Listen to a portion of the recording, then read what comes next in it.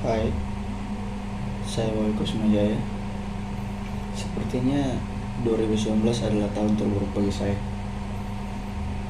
Saya mengidap GERD, anxiety psikosomatik, dan hubungan percintaan saya pun ikut kandas. Pasti kalian bertanya-tanya, apa itu GERD, anxiety psikosomatik? Wait.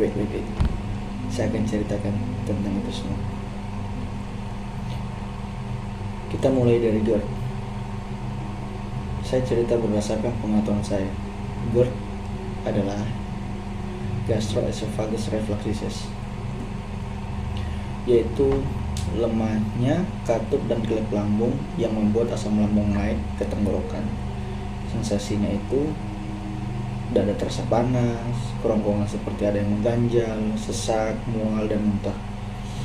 Pokoknya 1001 sensasi lah.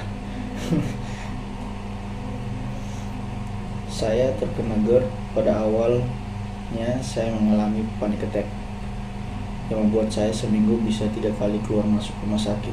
Iya, seminggu 3 kali keluar masuk rumah sakit.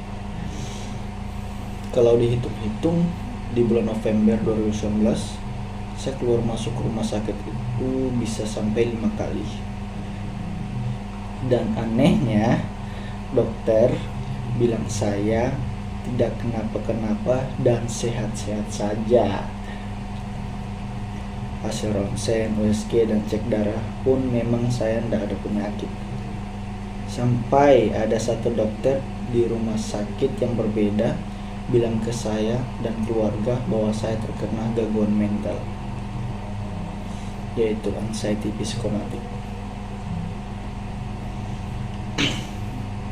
Dan apa itu anxiety psikosomatik? Pasti kalian penasaran. Yap.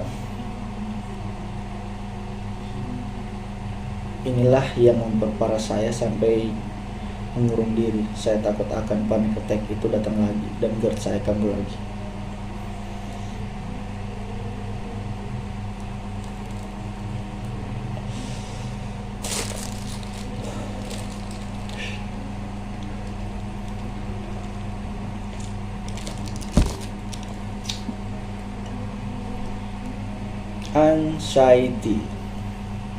Anxiety itu kecemasan yang berlebih,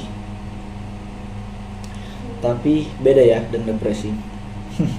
Ya benar, orang normal pun punya kecemasan, tapi pengidap anxiety itu kecemasannya berlebih. Contoh kecilnya, takut keramaian, takut pingsan, dan takut dengan penyakit parah. Padahal itu hanya dalam pikiran. Terlalu cemas, makanya asam lambung naik sehingga menimbulkan psikosomatik. Kalau saya bilangnya itu lingkaran setan sih.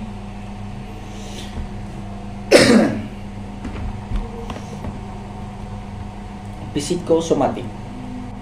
Mungkin banyak yang dari kalian belum tahu tentang gangguan ini, ya kan?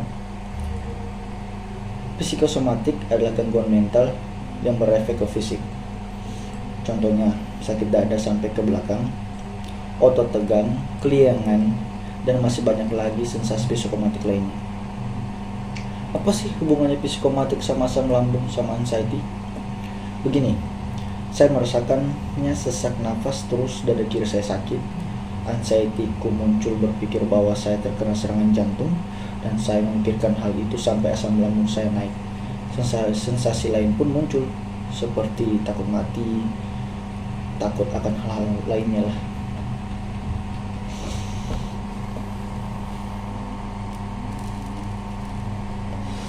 Semua pengobatan sudah saya lakukan, dari dokter spesialis, saingan dokter, kalau saya bilangnya itu orang pintar, herbal, dan psikiater. Tidak ada perubahan sama sekali. Ada sih perubahannya, GERD saya sembuh.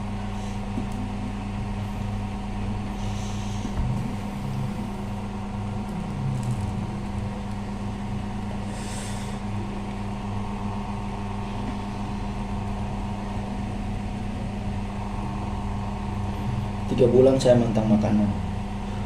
Ya karena dokter bilangnya saya tidak boleh makan yang berminyak, makan yang pedih sama yang asam. Yang dingin-dingin juga tidak boleh.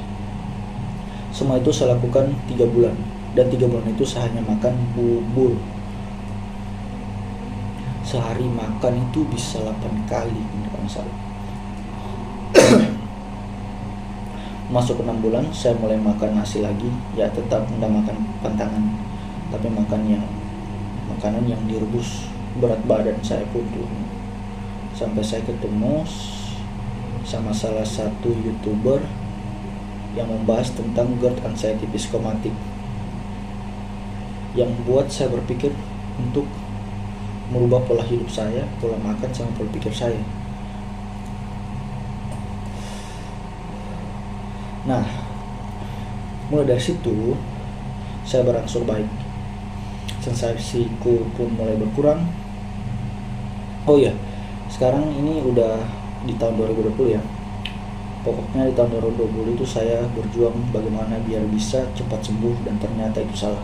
Kenapa? Karena semakin berpikir untuk sembuh, anxiety saya selalu muncul. Ditambah lagi di tahun 2020 itu ada satu orang makan kelelawar dari pasar yang merubah hidup kita. Yap, pandemi.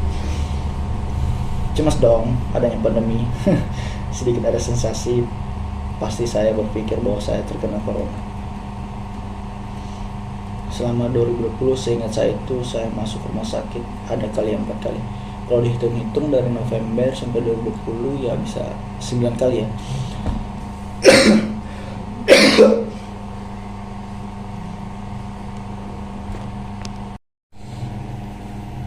Seiring berjalannya waktu, 2020 pun berlalu. Masuk tahun 2021.